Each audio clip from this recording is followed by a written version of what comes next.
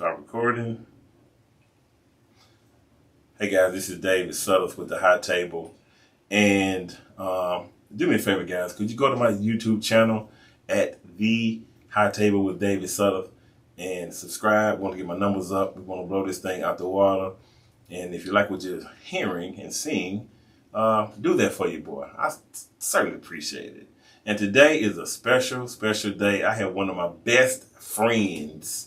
Yes, cool Vonnie here. And we go back a long time. And I'm going to let you introduce yourself, but I want to give you praise for a second, okay? As she look at the red dot, and we both struggling to look at the red dot. We're going to try. We're going to get through this. Yes. Mm-hmm. I love Vonnie because I remember when my father had passed away, and she took 2 hours out of her day to come and sit with me in the kitchen and just listen to me.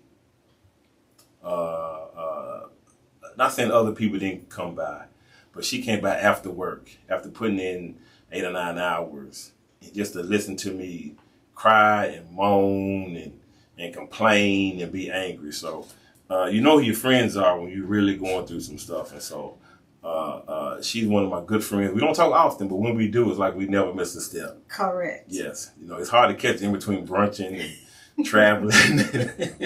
Take care of mother and daughter. My goodness, she does everything. Living. Yes. Living. Yes. So without further ado, I'm going to give her some hand claps, okay?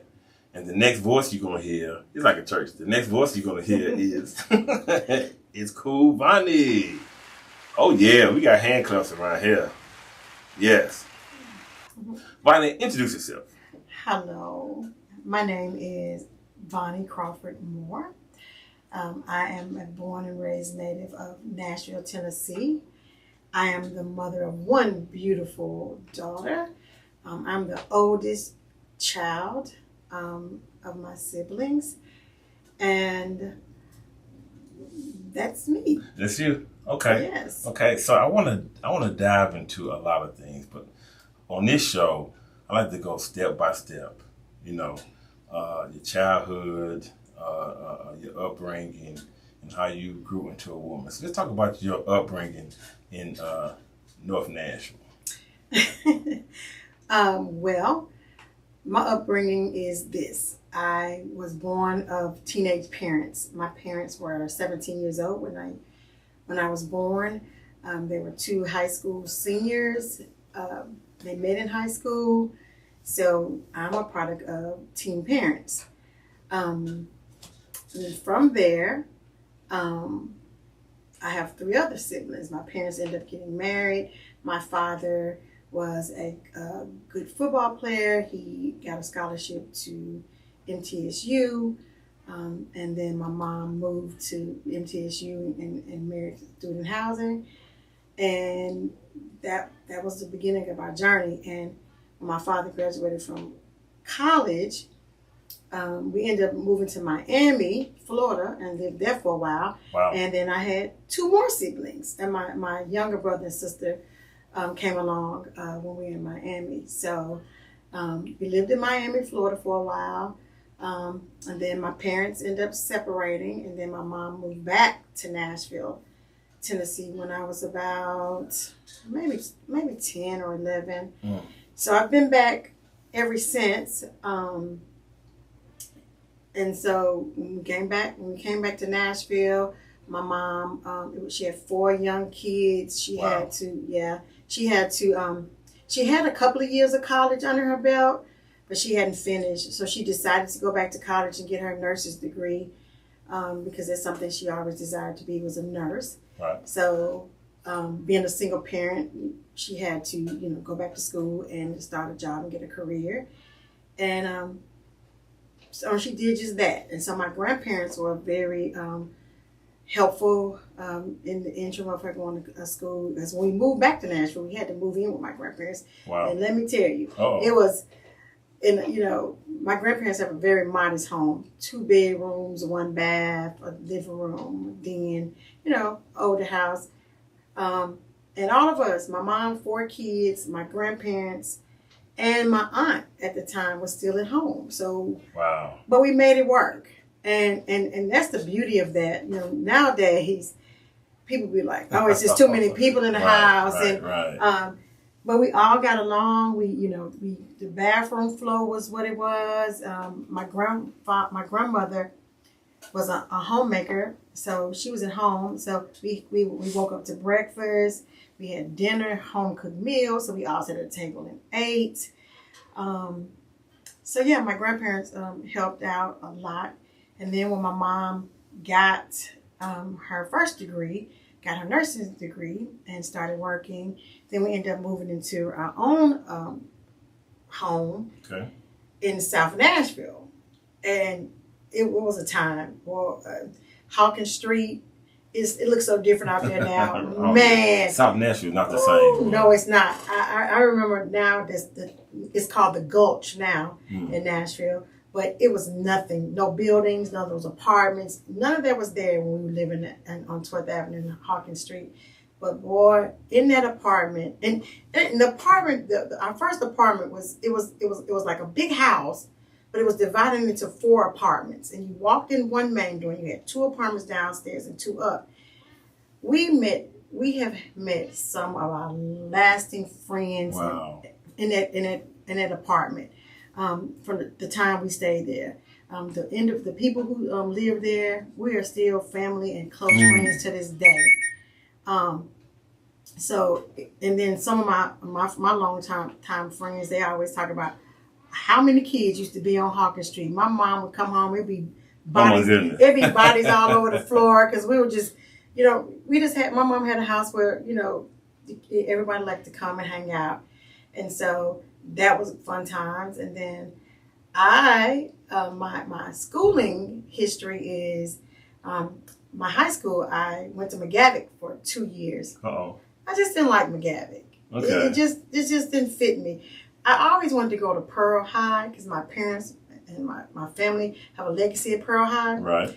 But then they changed the school zones before I got to go, and I was so upset and disappointed. So then when I had the opportunity to go, it was now Pearl Cone. Right.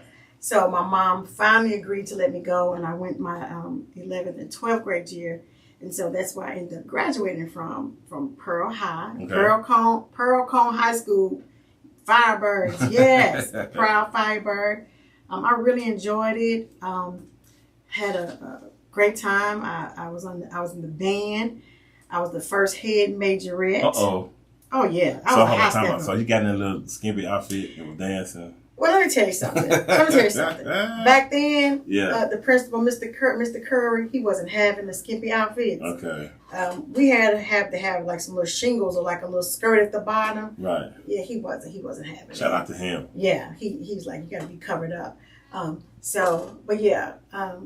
was enjoyable.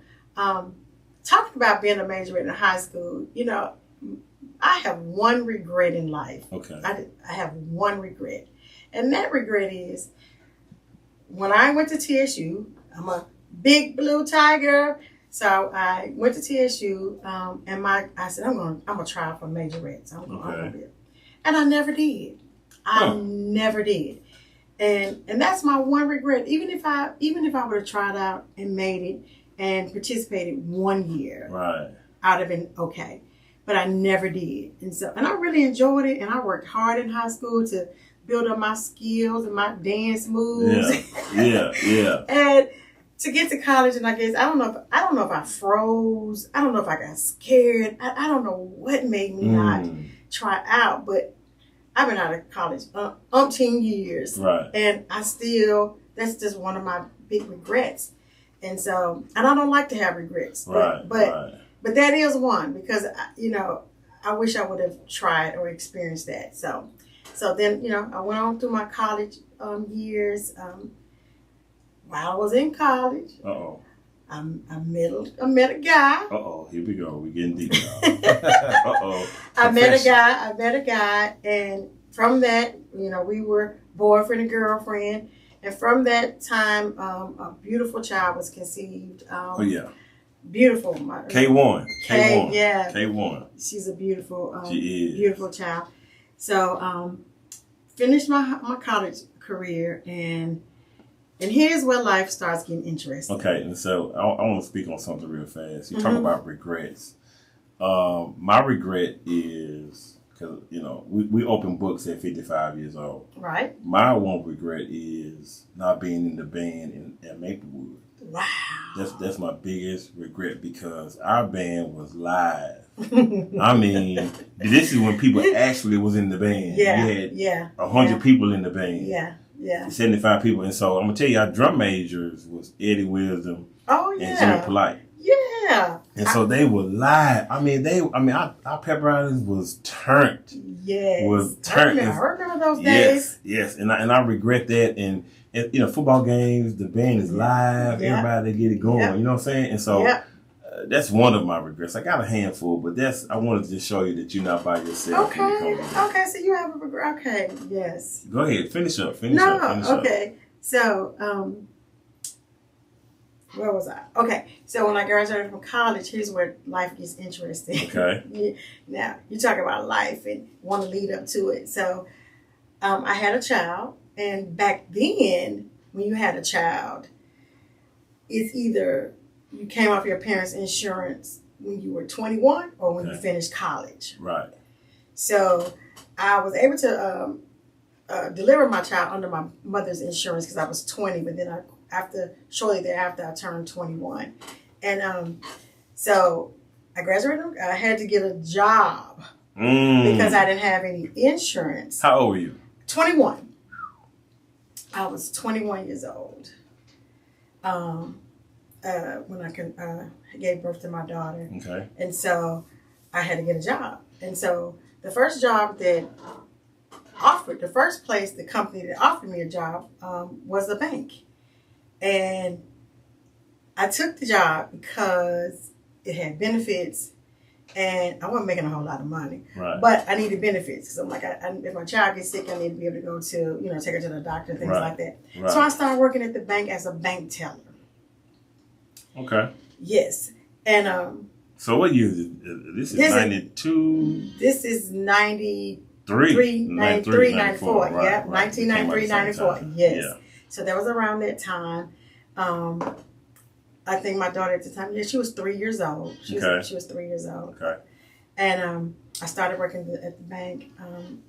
It was First American Bank back in the day. Okay. And now it has changed several times, and now it's currently Regions Bank now. Regis. Right there on 8th Avenue. 8th By Avenue. Monroe. It's Rosa Parks Boulevard now in Nashville, Tennessee. I got a question for you. Mm-hmm. Okay, so you had, let's speak about challenges. Okay. Being a young mother who's educated, who has a daughter, what were some of the challenges as far as, where you were not necessarily ashamed, but you was a young mother with a baby, you're trying to do it on your own. How was the relationship between you and your mother at that time? Just kind of, was she pushing you to get busy? Or was she like, you shouldn't be doing this, what are you doing? Or like that? How was Miss Jackson? I love her. No, at the time she was, was she Miss Jackson back then? Well, anyway, my mother, it was so funny. When I found out I was pregnant, I had been staying on the campus, and I was home during the break. And, back then, your mama said, keep up with your women's cycle and things like that. And they know. And most of the time when women are, when you have multiple women in the home together, everybody's kind of like clockwork. So I had been at home for a while, and she noticed that my time didn't come around. And she said, what's going on? And I told her, she said, when was the last time you? I said, I don't remember. Wow. So anyway, she quickly took me to the doctor. And by the time I got to the doctor and got a pregnancy test, I was 3 months pregnant. Wow. Oh, dang. Kayla was almost in first grade when we found out. I was 3 months pregnant. So, and it was my mother, I think she went into shock. She was like 40 at the time. Right. And she didn't say anything for a while. And I'll never forget this day. We were sitting on the couch, just quiet. It was just quiet. I was watching television. And all of a sudden she said, I'm going to be a grandmother. I'm going to be a grandmother. I can hear her saying that. And then she looked at me and she said, "But you knew what you were doing. Like, Right. yeah, you knew what you were doing." So when we talk about it, hindsight years later, Right. she always said she knew I was a child that if I did something, I thought about it prior. Right. Like I wasn't following the crowd or Right. peer pressured or anything like that. And then she's like, "You are 21 years old. You know, 20 years old. You could have come to me, or you could have done things to prevent it. Things like that." Right. And I couldn't say anything. Right. I couldn't say anything, and she was just like she was just shocked. But then from that, she didn't try to, she didn't treat me any different because again, Right. she was a teen parent. Right. Right. And her thing was I was a little bit older than her, had been in college a while, But with her, she was at home, still a very, very, very young person. Right. So that was her only thing when she was making that comment. Okay. But, very supportive, very loving. She just was. Right. And so, let me ask you this. So, as you grew into the woman you are, Mm-hmm. You had your challenges and some missteps. How did love come into that play? Because me and you are real big on love. and this is why I want her on here, to talk about love and become transparent. Because think about it. You have a daughter. Once you have a child, that love for your child is just through the roof. Yes. Did you have time to figure out your love language during that moment with Kayla? No. That's a good question. That's a very great question. For years, I was in survival mode. I was in survival mode because, like I said, when I graduated from college, I took the first job that hired me because I needed benefits. Right. I needed some type of income to support, keep my daughter's basic needs, diapers, things like that. Her father had, at the time, gone back to Miami. His parents made him come back home because he was not doing well in college. They, Right.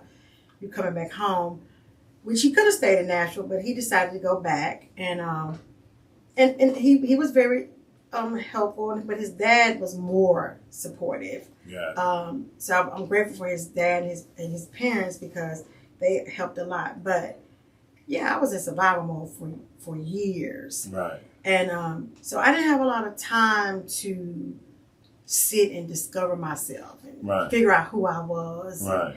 and things like that because everything I did, I had to operate because I had a child and I had to make sure she was good and make sure that I did the things to have her basic needs and have her a healthy life, have her in a most safe, secure place. So that was that part. But then your question of love.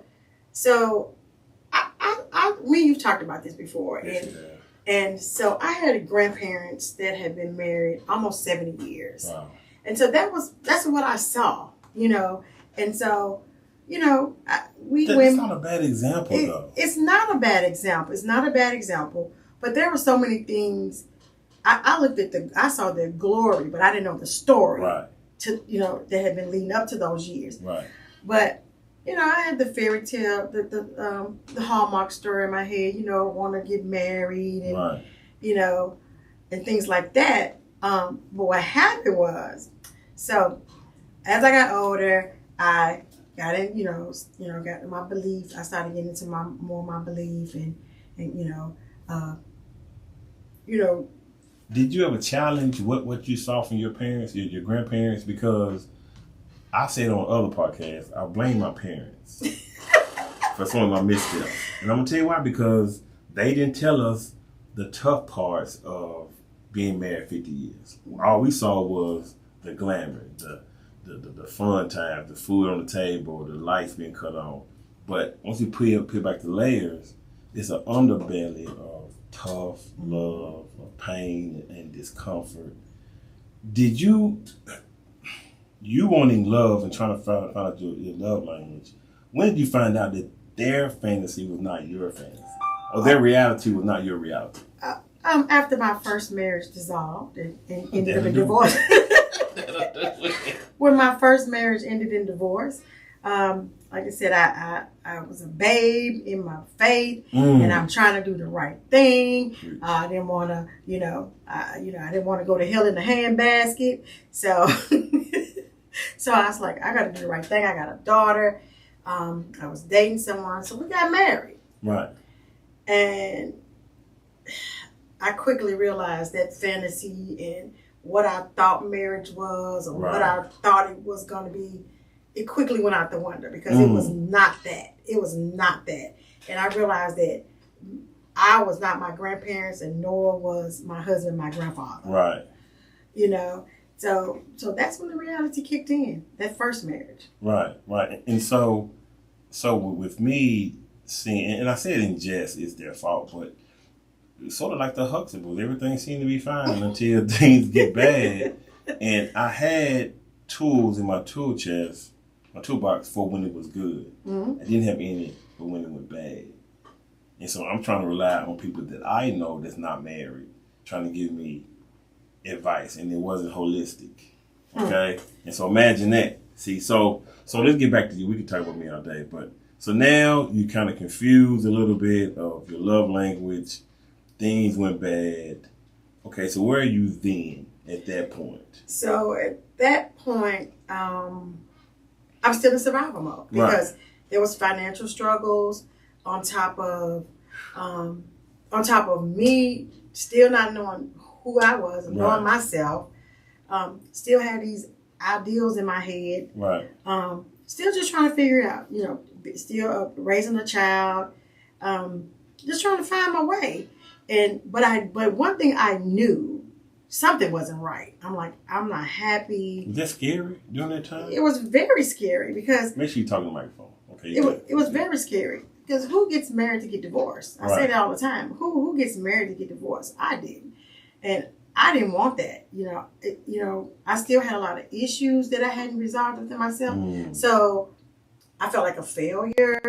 I felt like, I didn't want to call myself stupid, but I felt, just felt kind of weird. Like, what did I do wrong? Like, I'm a good person. Yeah, I'm a good person. Why is this happening? Things like that. So, but something in me, and this is the key throughout my journey in life, something in me was stronger than what was going on in my mind. Right.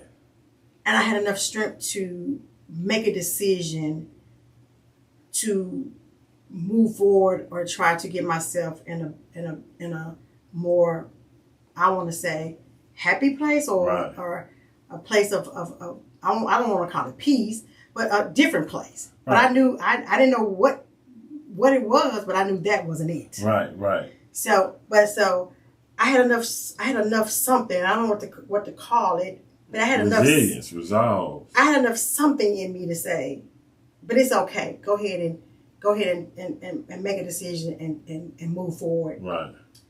And do something because right now you're not happy in this situation. That's scary to make a decision to jump off the cliff. You don't know what's on the other side.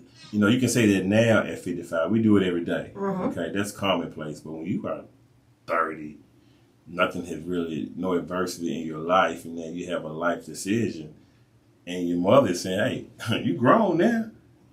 It's tough. My mother always says, what's your plan A? Right. What's your plan B? What's your plan C? She's always a bit, what's your plan A, B, C? Sometimes you have to have a D, E, F, and G.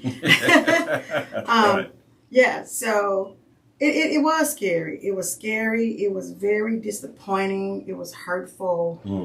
But like I said, I had that resilience. I had that in me enough to say, but you have to.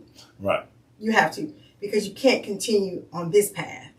Because if you continue on this path, I could run the risk of, depression or just really sinking into a deep place. Yeah. I wasn't depressed. I was just very unhappy. Very unhappy. And And now, but the thing is now when I look back over it, it wasn't all that person. Because what I realized is I had to look at the woman in the mirror. I was unhappy with myself in a lot of ways. Right. And so a lot of times, we tend to want to point the finger. Right. Well, that person's making me unhappy. That person's making.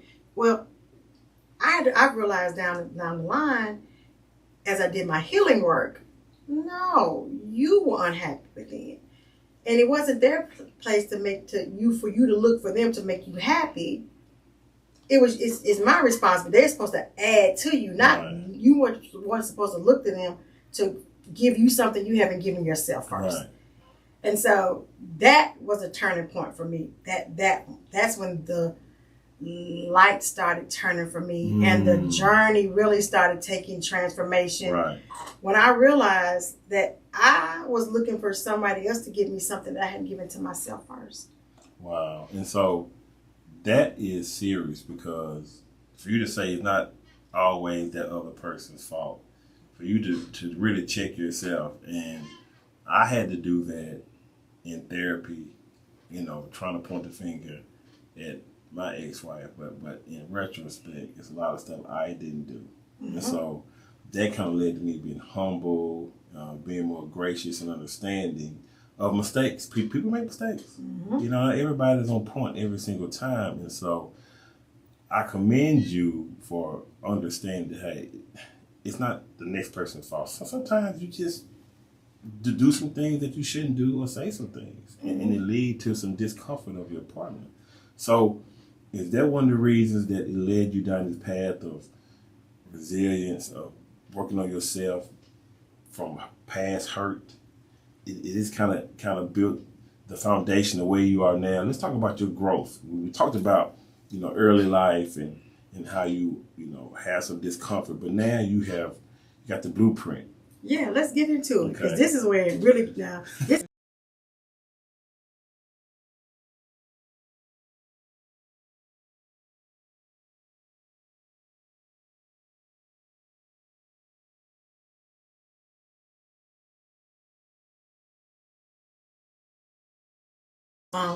just to where I am now. Okay, so after my first divorce, I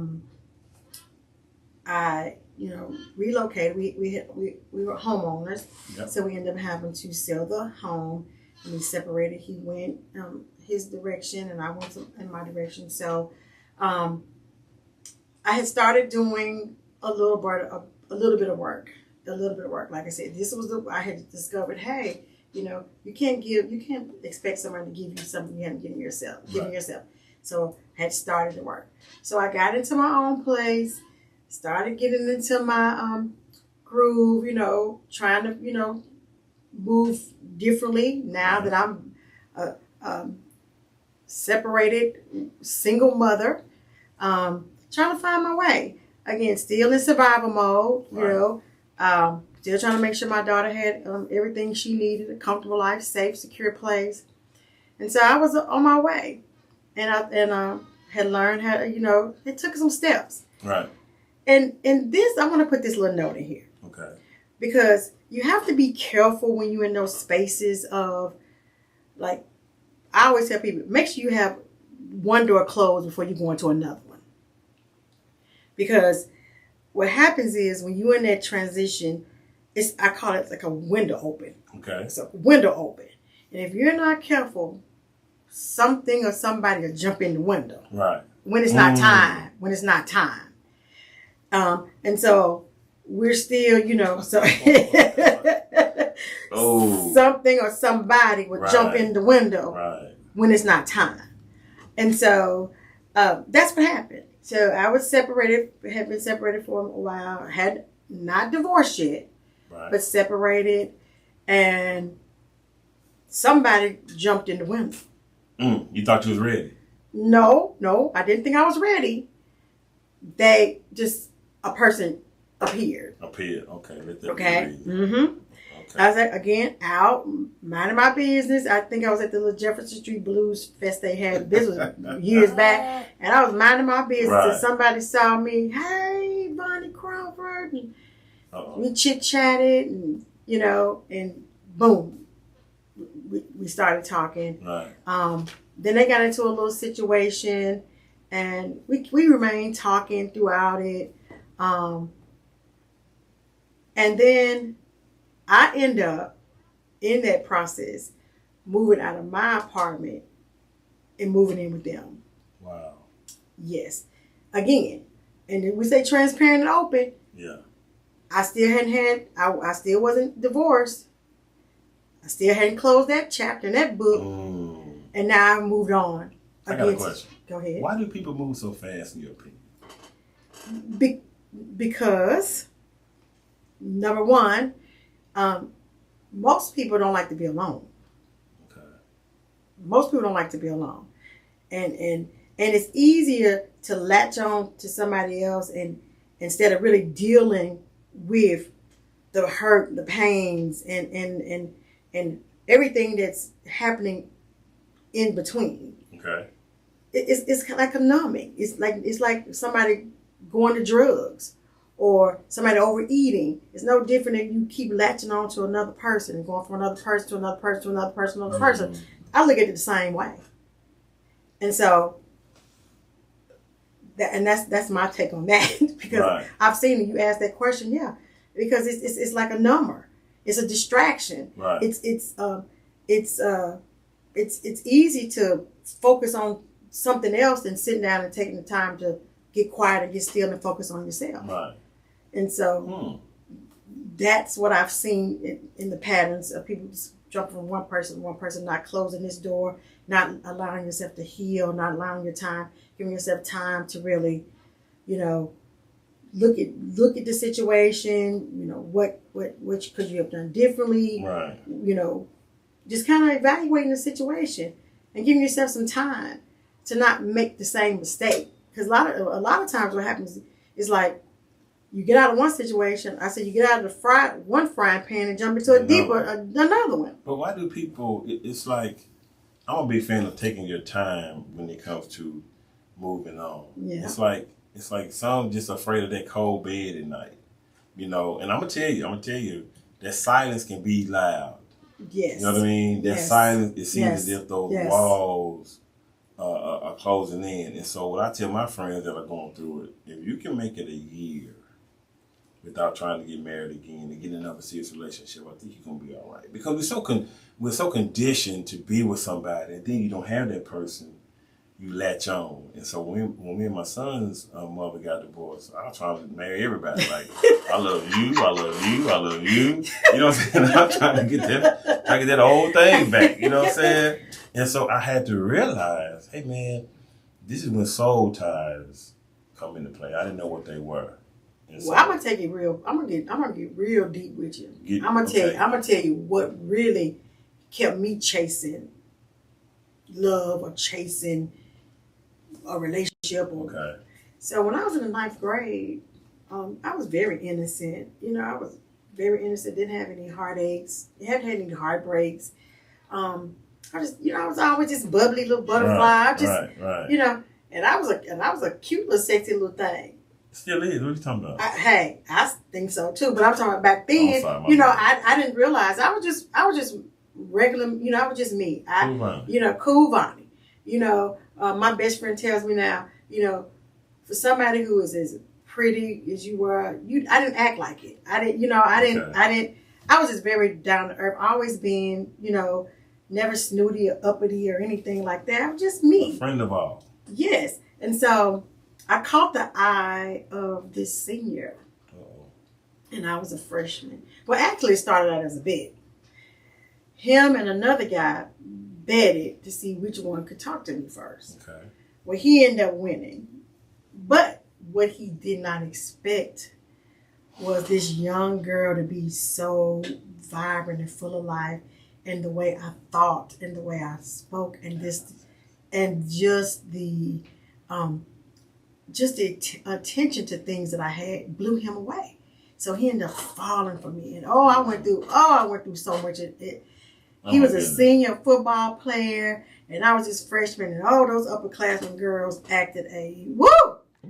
How, that gave me, Ooh. Yeah. So, but in that, it's like I knew, I felt like a pureness in that love, I guess, because again, I never had been hurt, never had been in any type of relationships like that.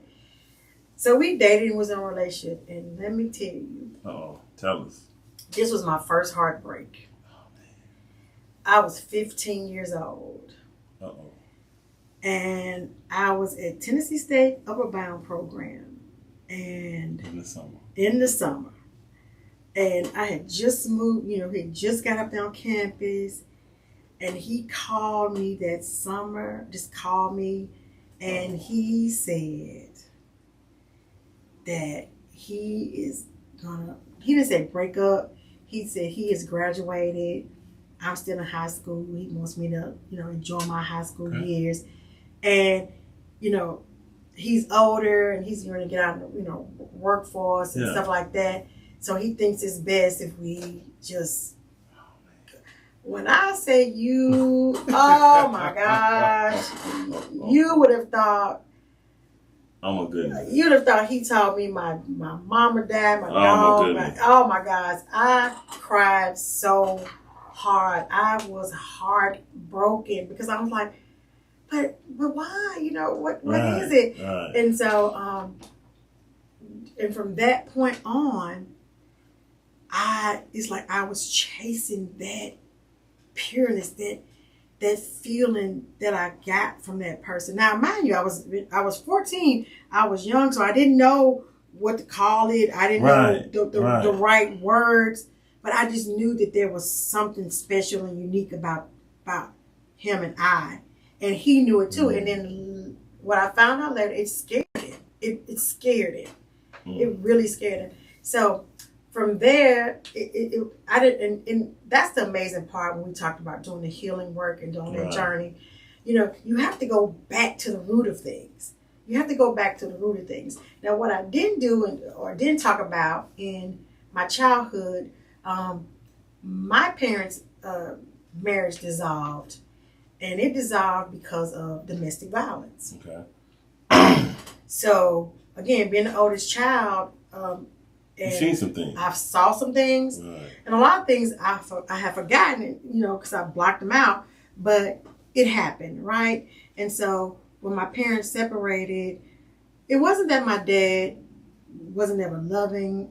I never ever felt like that I wasn't loved by my father, but there was that trauma there, right? And it caused me to develop a fear of rejection that I didn't even know I had.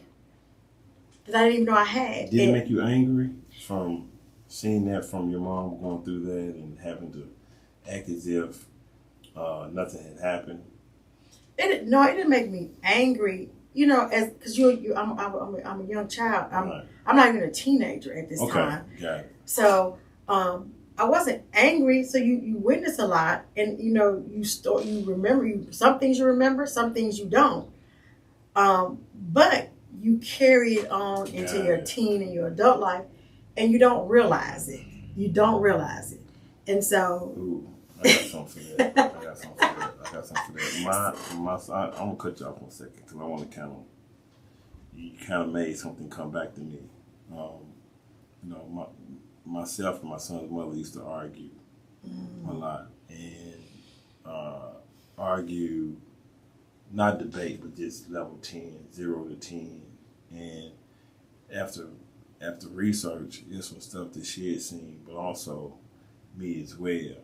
Mm-hmm. See, and so, my mother and father didn't get physical, but they would yell very loud.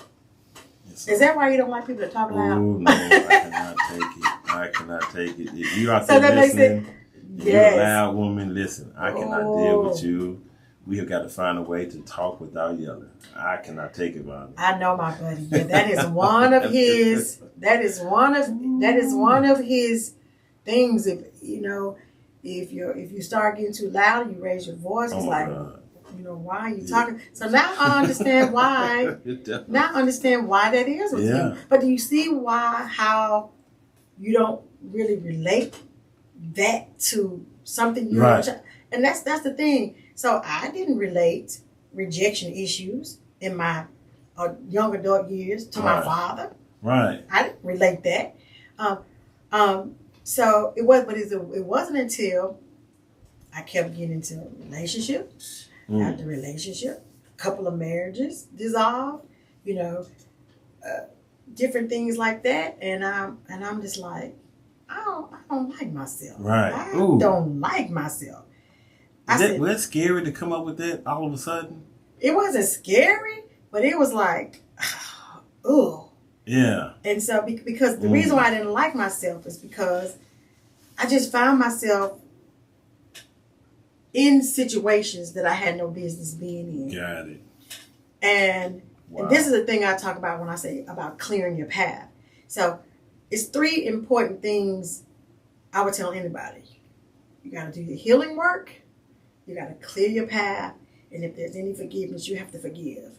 And so that's when I say clearing your path. So that's when this started. So, I was down deep in some thicker things. Yeah. And I just woke up one day and I said, I don't like myself. I do not like this feeling. I don't like the way I'm feeling. I don't like it. And so I woke up, and I'll never forget this day. I woke up and can we get real? Yes, please. I woke up, I was laying next to somebody. Uh-oh. That's really real. That's real. Not it wasn't like a one night stand. I mean, it was somebody I knew that I had been talking to and dealing with for a minute. But I woke up next to somebody. Right. And I said, I can't do this anymore. Right. I just can't. I can't do this anymore. Again, there was that thing again that I knew this wasn't it. Right. And I had enough strength, and I had enough, like you said, resilience in me to get up and say, I don't like this. Right. I have to do something different. And that's when the true healing work started. I said, ooh, it was like for a solid week. Yeah. It was like the floodgates opened and things just started regurgitating out of me. And I laid in the floor. I cried for like 3 days straight. About that. Ooh, I cried for like 3 days straight. Right. And then I got up and I just started dealing with stuff, just cutting stuff and moving and having conversations. And it was a solid week and I could not stop. And every time I thought I could stop, it was like God said, no. Gotta deal with that. No. Sure You got, right. no. Say, no. You gotta deal with that. Make sure you hear that. Yeah. No. And every time I was exhausted, I'm like, can I do the break? No. Right. You gotta handle this. No, clear this. Clear that. It was a solid week. And I lost some friendships. Mm-hmm. I had some heartaches. I'm talking about heartaches. So I thought I was going to need oxygen. I thought I was going to need to go to the hospital and get on some oxygen because I couldn't breathe. That's how bad I hurt. But I'll tell anybody. And my brother says this all the time. Choose your heart. Would you rather hurt? Would you rather make it hard now or hard later? I said, I'll go ahead and take this hard now because I can continue on this path. Right. And so the beautiful thing was that once I did and cleared my path, it opened up room for more of the evolving and more of me really coming into the woman that I am, knowing who I am. And the key thing is, and this is not a cliche, I tell people this is not a cliche, you have to love yourself in your entirety. I mean, you have to look in the mirror and love you and love who you are. And that's the one thing I realized out of all of this when you talk about love. I didn't love myself. I didn't love myself. I got a question for you. Was it scary to choose yourself? Yes. Initially. Why was it scary to choose yourself? Because when you've never been in a place where you are alone. You know what I mean alone. Right. That's why I said this journey and this path is not, I would hope everybody would want to get on it. But the reality is they're not. Right. Because of this, what you're talking about. When you're on this path, it's an isolation zone. Right. And you you may have to be alone and walk alone a year, 2 years, 3 years, 4 years, 5 years, however long it takes. But how long are you willing to walk alone? Right. And when I say alone, not meaning that you don't have your children or some people even may have a spouse or your parents or your loved ones, friends. I'm not talking about that. I'm talking about if you had to get alone, get quiet and get still. To really get to a place where you heal and really get in tune with yourself and really deal, would you do it? And that's the part. That's the I don't want to say scary part, but that's the part a lot of people don't want to be. Wow. People do not want to be alone. Wow. People do not want to walk alone. People do not want to sit quiet and be by themselves. That's right. I have some personal things that I had to go through. For some reason, I was crying at night, not knowing why, crying myself to sleep. This is when I'm in my 50s, 49, 50. For a stretch, I lost my mom, I lost my dad, going through a divorce. I had hip replacement surgery. I had a heart issue in the hospital. So all these things happened in a matter of years. And so I knew I couldn't drink that pain away or sex that pain away or hang out that pain away. At some point I had to sit my ass still. And it was uncomfortable. Yes. And to research, why am I feeling this way?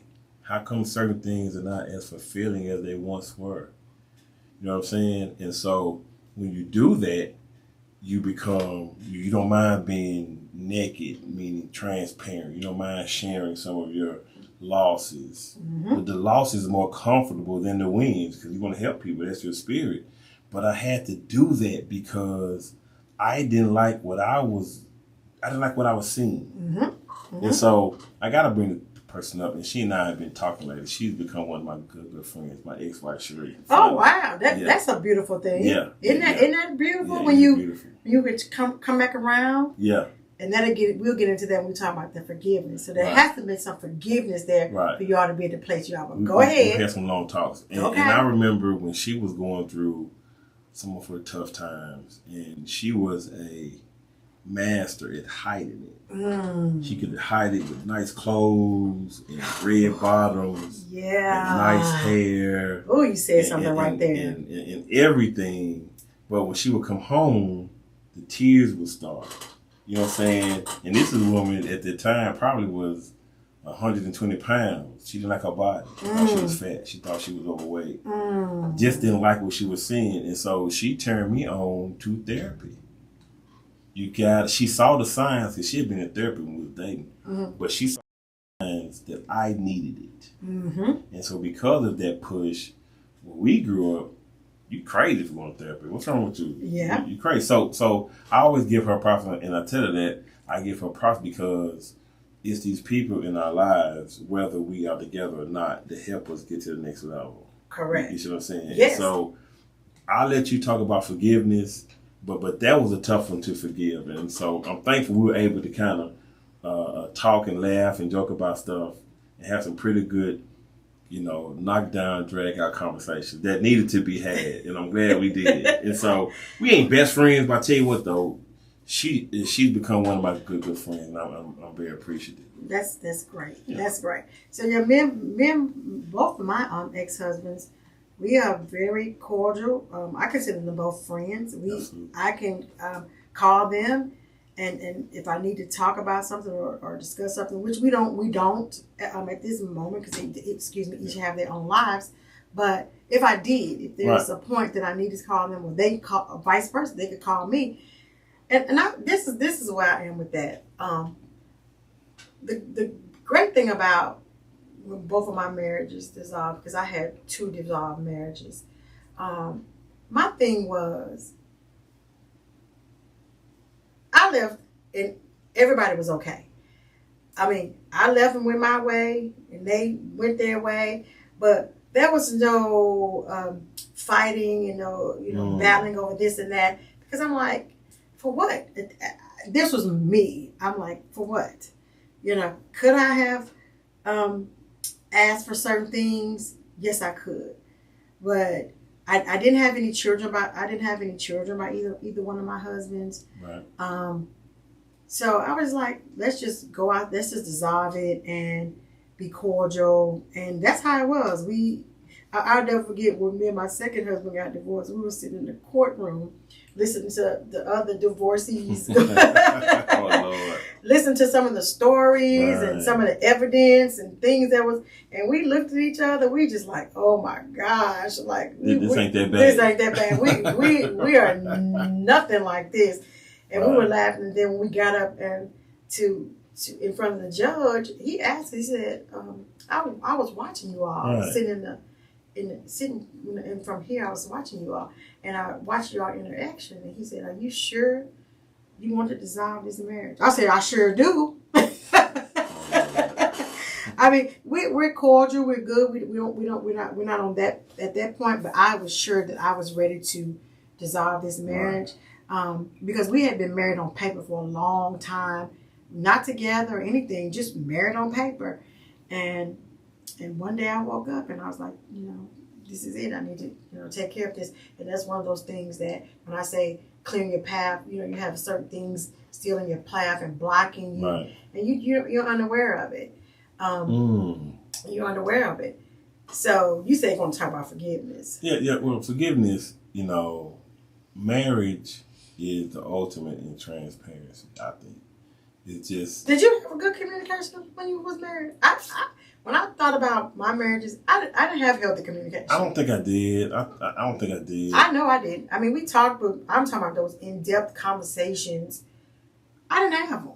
No, I didn't. Because I wasn't mature enough to have them. I wasn't emotionally mature either. Yeah. So let's talk about forgiveness. I want to hear your take on okay. And why people should forgive after all these years.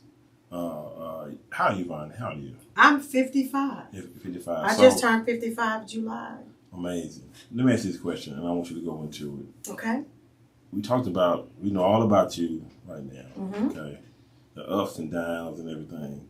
When did you decide you needed to forgive? What age was you, and what steps did you take to start forgiving? That's a good question. That's a very good question. That's what I do. That's what I do. Subscribe. I've never been a vindictive person, and I've always had the purest intentions for anybody that I've been married to, dealt with, or anything like that. So I've never really been that type of person that held on grudges. But the first sign of forgiveness when I realized about forgiveness, it was when I realized that I needed to forgive my father. Wow. And it was I was at a revival years back, and the minister that was speaking at that particular night was talking about forgiveness. Right. And he made this point. He said, forgiveness is never for the person that hurt you or you have the situation with. Right. The forgiveness is for you. I was like, wow. What? He said it releases you. It frees you. And I was like, wow. Wow. And then he said, think about, is there anybody in your life that you need to forgive? And I was like, no, who do I need to forgive at this point? Right. I'm like, I'm not harboring anything for anybody. And then later on that day, not that same night, he kept on talking. Okay. And he gave examples. He said, is it a mother you need to forgive? Is it has to be known. He said, is it a father that you need to forgive? And then he went into it more in depth.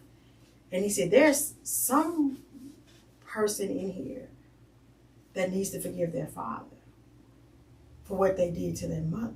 I was like, what? I said, is he talking to me? I said, is he talking to me? And so after that revival that day, I think it may have been the next day or two, I went to my dad. Oh, wow. And he was still alive at that time. and I get emotional when I think about it. Uh-huh. And I said, Dad, he said, yeah.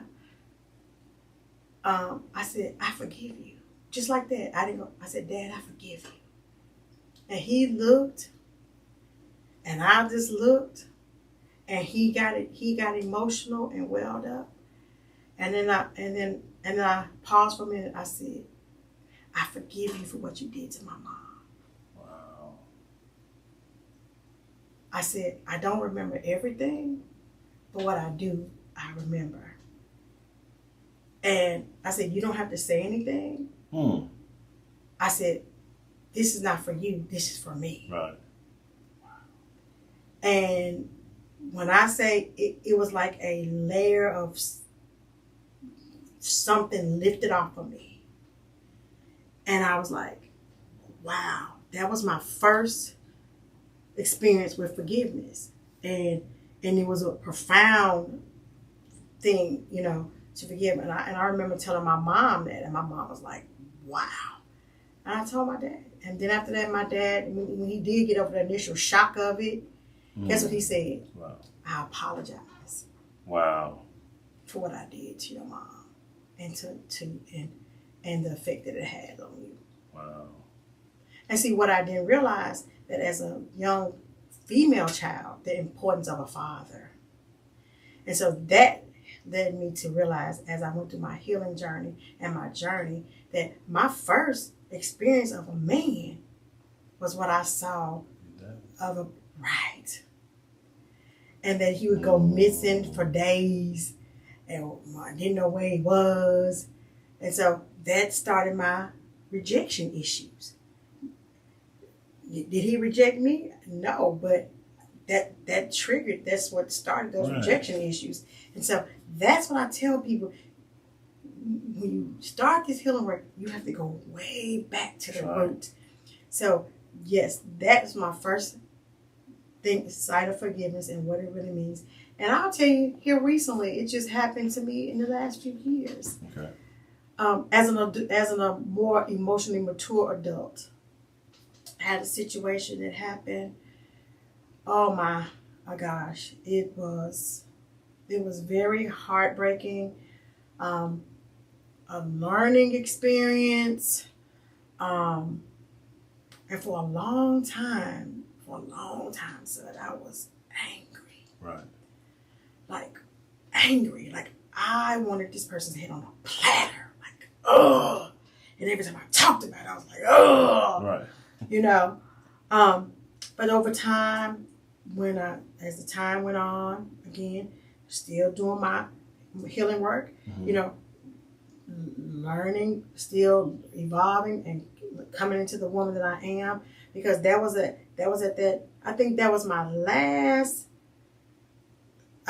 last situation that really elevated me to the point I am now. Right. Just this peace that I have, and this peace that I have of myself, and the fact that I really do love me, and I'm at peace with who I am. Like, I know who I am. I know what I'm about. And I know what I desire. And I'm a person of peace and love, and I'm about healthy communication. Right. I'm about emotional maturity and things like that. And I'm okay with it. And my life is very peaceful and simple and quiet now. And I love it. Right.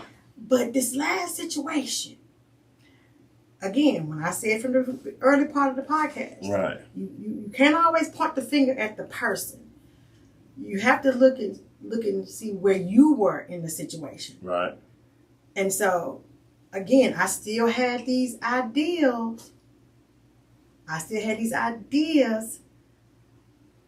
Of what I thought I wanted. Right.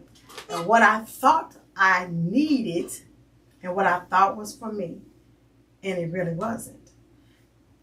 That's why you have to really be careful and know thyself, because things can have the appearance of, right, but not be what it is. What it is. So you have to be careful with it. That's why you have to be very careful and learn how to sit back and, and just kind of be observant and be patient with some things, and really be truthful with things. Right. fast forward. Some time has passed. Now, I have, in my quiet space, right. I have forgiven. Okay. I have forgiven. But it took me a minute. This situation took me a minute. And I was like, oh my gosh. And I had to go back to that message I got back in the day. Right. The forgiveness is not for you, for the person. It's for you. And then another pastor said this. He said, when you don't forgive, it's like you wanting the other person to die, but you taking the poison. Did you get that? Let me repeat that one more time for the audience out there. Unforgiveness is as if you want somebody to pass, but you taking the poison. Right. So it's not the forgiveness is not for the person. It's for you, because you're the one sitting around holding it in, and you're the one is in your cells, and you're angry, and you're mad, and you is blocking you from progressing and moving forward. Right. And guess what? Most of the time, the person, either if they don't know that you're mad, or they're going on with they're going on doing that thing. We talked about marriage. They moved on, right. Probably got remarried and living the life, and you still sitting over here mad, wishing they drink the poison, right? But you drinking the poison. They're happy moving on with their life, and you sitting over here miserable. That's why I tell people, forgiveness is not for the person; it's for you. That takes, and I'm gonna stop right here, because you know how we can do. Yes. But it's an awesome place to stop, because I think this is a moment of healing. And I think not just our friends need it, but our community need it. Yes. It's okay to be angry, but I think you should give yourself a space to be angry, to scream and cuss and yell. Feel what you need to feel. Right, to feel. Yes. But when it's elongated, when it's lasting weeks and weeks and weeks, it's becoming unhealthy. Yes. It can affect your relationship with your children. Yes. Your work relationships, your job, over something that may not, it's a big deal because you're feeling it, but it shouldn't take all of that. And I encourage everyone to reach out to someone to talk to. Yes. Journal. I have journals all over my house. I gave a journal to my son so he can start journaling. Yes. He's about to embark on a new life out of college. We was fresh out of college, didn't know what to do. Correct. And so he need to work on his mentality so he can, get a grip on it. And so that's an awesome message. And that's why I brought you here, because, for one, you don't mind being transparent. Lord have mercy. No, because the world needs that now. Right. It's like no one wants to. And then when we go through things and experiences, it's to help somebody. Exactly. It's not for you to keep your story. Right. There's somebody out here that can identify with you and I. If it's not in the relationship area, it could be something a parental issue. Right. It could be a sister. It could be whatever the dynamic is. Everybody has a situation in their life that they can heal. They can heal from. Right. Not saying that you're going to forget about it. Not saying that you're going to minimize whatever it is that happened. But I can assure you, and I'm sure the High Table podcast extraordinaire can tell you this. This is what I can tell you for sure. It won't be easy. There will be difficult times. There's going to be some ugly things that surface. It will be hard. But again, I'm going to ask you the question like my brother asked. Choose your heart.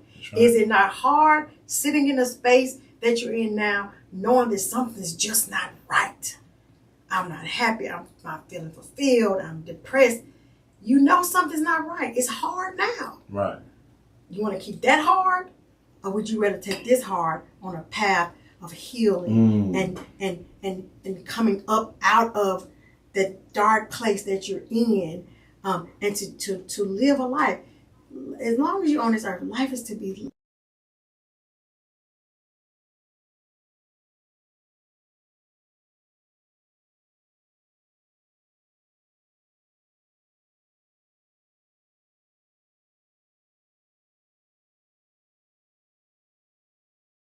being here. Thank you for having me. Yes. Thank you for having me.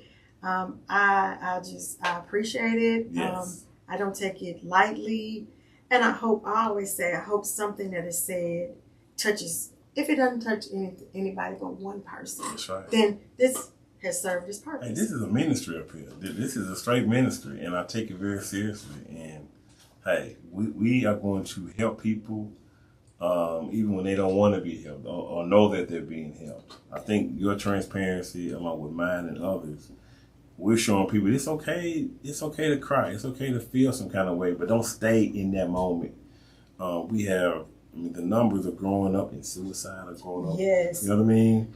And so what kind of really just scared me, a neighbor when I lived out south, real pretty girl. Mm-hmm. Made a ton of money. She was in television. Committed suicide. Yeah. And was it vibrant? Was it happy? Was beautiful? But who knew what she was going through when she let everybody out of her house and after the party, after the brunch? And so I want to help anybody, man, female, young adult. It does not matter. And so you said something earlier, and I know we're going to end, but it just came back to my thought. You said something earlier when you was talking about your ex-wife, how she was beautiful and she was 120 pounds.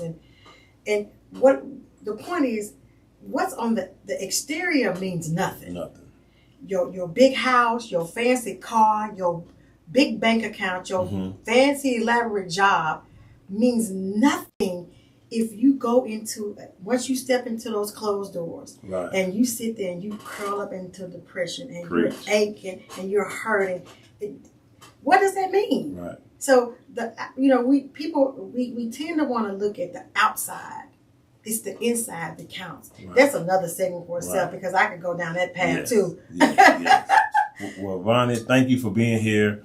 And if you like what you heard and what you listened to, please go to my channel at The High Table with David Sutherland. Please subscribe.